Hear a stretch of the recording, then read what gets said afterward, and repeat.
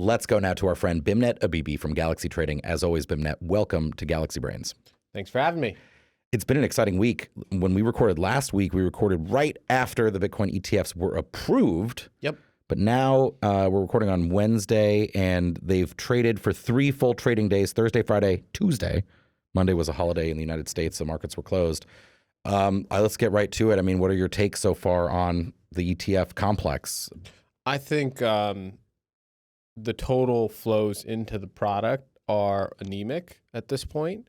I think the figures are, as of yesterday, there was $800 million of net inflows into the ETFs, of which, Grayscale had 1.8 yards that were outflows.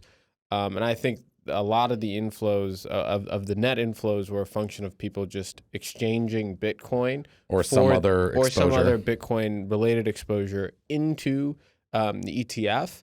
And so high level, I think the net amount of new money that entered the space because of the ETF is a lot smaller than people think. Mm-hmm. And, I worry, from the standpoint that there aren't too many near-term catalysts for Bitcoin. The halving is a long ways away. 3 months or so, yeah. The ETH ETF is probably way longer away. And macro conditions were about as good as they could have possibly been for the ETF launch. Bond yields were at their dead lows. Stocks were at, the dead highs. And that's starting to turn a little bit now. And so I see a market that has spent the last year, mainly the last 6 months, bidding up Bitcoin and Bitcoin-related exposure in anticipation of this ETF bringing in new inflows. And we aren't really getting those inflows. And I see an asset right now that's basically unchanged on the year. We started the year basically at this exact same level. And I think there are going to be a lot of folks that, have bought in the run higher than here, basically, that are going to be underwater. And a lot of folks that are probably going to be less enthusiastic about Bitcoin because it's not going to have the same vol profile right now. You've taken out a lot of the speculative positioning. There's no near-term catalyst, right? I don't see a scenario where I'm FOMO chasing Bitcoin at the dead highs. Yeah. Whereas you got paid to do that for the last 6 months. You bought the highs at any point in the last 6 months. And then it went higher. And then it went higher eventually. You might have been in some short-term pain, but that is not the case anymore. Yeah. And, the way I think about Grayscale is, at the start of this, they were sitting around $29 billion in assets. And the ETF approval basically unlocked $29 billion of supply. Now, a lot of that is hedged, et cetera.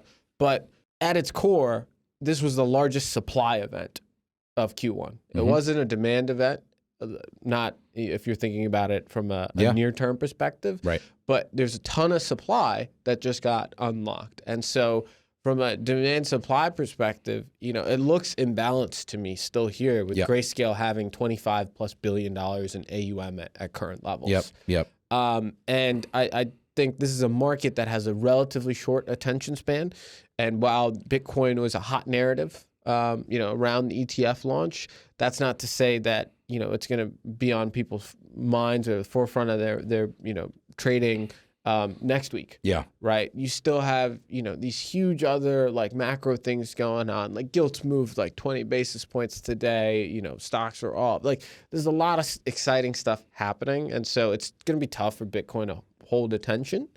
But to those of us that are in crypto native world, I think it might mean you see a little bit more focus on alts or other parts of the crypto ecosystem and other ways to kind of engage and make money. But in terms of Bitcoin itself, I'm not that constructive here. Mm-hmm. There are a lot of mixed views out there, but I've been basically bullish since last year, the start of last year, right? Let alone right.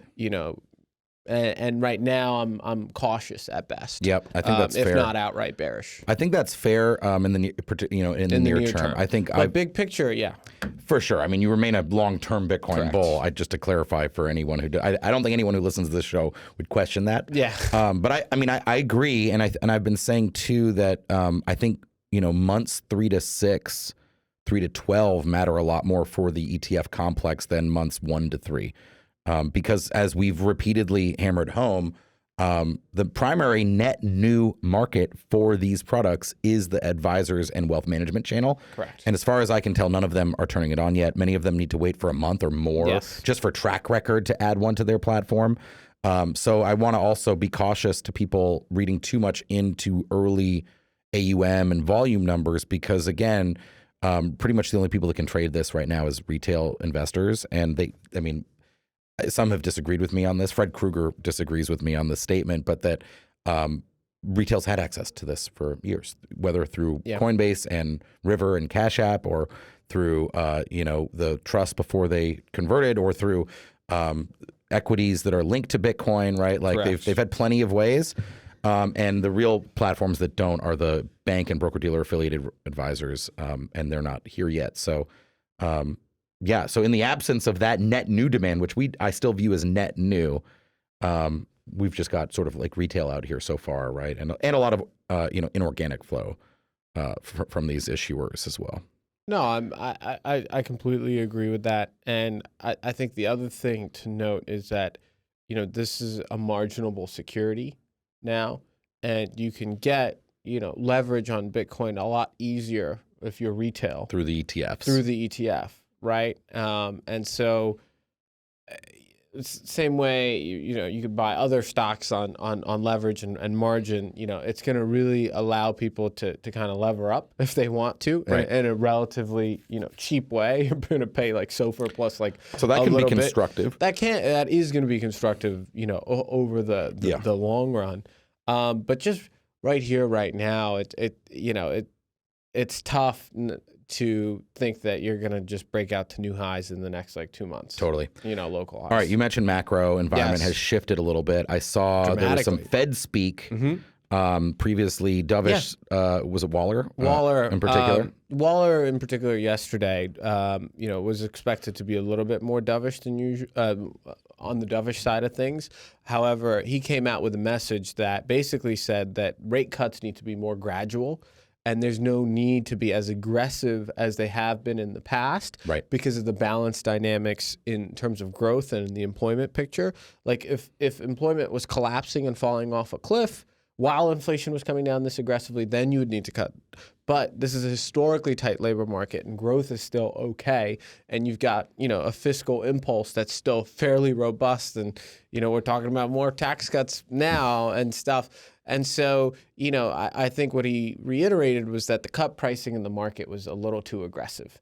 And that, they're also, he didn't quite go into this, but we've had a pretty dramatic easing in financial conditions over the past 2-3 months, with stocks ripping to fresh highs and bond yields collapsing, mortgage rates coming down. And so there is some kind of inflationary effect to that at some point. And overall, the economy is still in a super healthy spot. And so, I think the Fed is trying to take a bit more of a measured approach to the rate cut path and policy.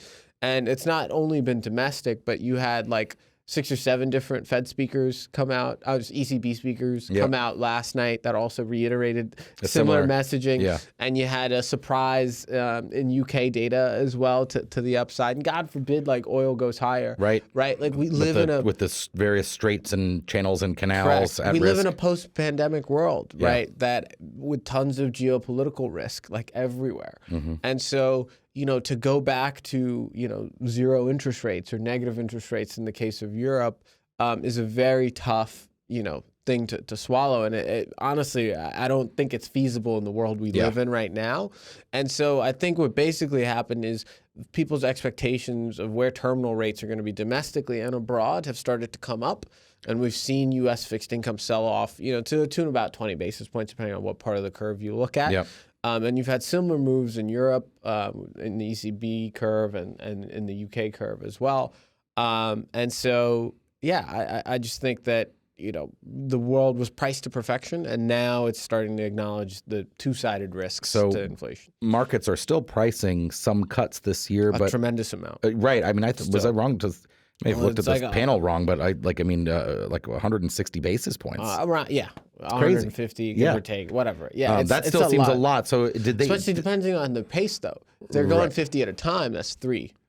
Right. But if they're going 25 and 50, like that's right. So those I don't know how to say this as a rates person. They repriced higher, or the cuts reduced. They came in a little bit reduced from where so they had been really aggressive, even more than that. Now we're back a little, but still forecasting further easing this year. Correct. The market. Correct. And that's just largely based on the fact that inflation has moved much closer to target. Yeah. It's not at target, but if your mandate is full employment and inflation, now because just like they don't want to have inflation miss or beat to the upside, they don't want to miss to the downside and end up with deflation. Yeah. So this is part of the soft landing, like trying to thing. Exactly. You got to try to jigger. They want to decelerate the rates or reduce them slowly right into their 2% narrative if they can. But if they can. But at the same time, it's like, we've had this discussion before. It's like absolute prices are up like 20+%. That's those aren't coming back. That's just not coming back. Yeah. And they're still focused on this,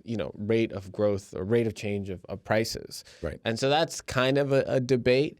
But overall, the kind of things I'm monitoring are like, savings balances are starting to come off. Like the excess balances from, the pandemic have started to get eaten into. You've seen a pickup in, credit card default rates and stuff. And, and a lot of the soft data indicators. I saw somebody saying that like online, I don't want to say the platforms, but the big online ad sellers, right? So the big tech companies, the search engine giants that do this are laying off huge swaths of their ad teams, and that this has also historically been a leading indicator of like a downturn in the economy. Ad spending. Ad spending. Yeah, there's sense. Lots of things like that that are saying you're headed towards a slowdown. And so basically the Fed's being like, rates are probably too restrictive in the context of like what we're seeing in the future, like on a forward indicator basis. Slowdown, yes. Yes. And it's like, I agree with them. Like the rates are probably too high by like 100, 150 basis points. But at the same time, like... Well, there's no sense in over-cutting too soon. You can always cut more. That's what's great about having brought it up this high. They have you could cut 100 basis points tomorrow. If they need to. So like start a little lower and slower. It's like you don't have like the world blowing up. Right. Like, and it's also, the big thing though is like the fiscal issues are gonna hit them at some point. The math is just gonna catch up with it. And that's really when I think, Bitcoin gets going. This is one of the most positive things to come out of the high rate environment in my mind is finally some some true awareness, renewed, much more serious discussion, not just from like gold bugs and long-term, doomers, from everyday people. About the cost of the national debt and the fiscal spending on this. And high rates, of course, increase the service costs of the debt. And so it's made people really realize, like, wait a second, we're going to be spending 15, 20, 30, 50% under some future of our entire budget just servicing the debt, right? And it's like you pay your mortgage every month and you don't even take anything off the principal. Yeah. If our only voters were like between the ages of like 15 and like 30.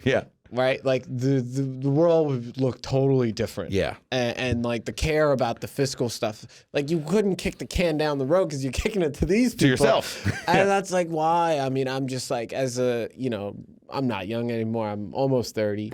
But like, I'm like thinking about like 15 years from now, 30 years from now, the fiscal picture is just abhorrent. And I think at some point, like the market is going to force the government's hand with this stuff. And Bitcoin is one of those barometers on this. Barometers, because ultimately it comes down to like, is the dollar the reserve currency? Is there another alternative to it?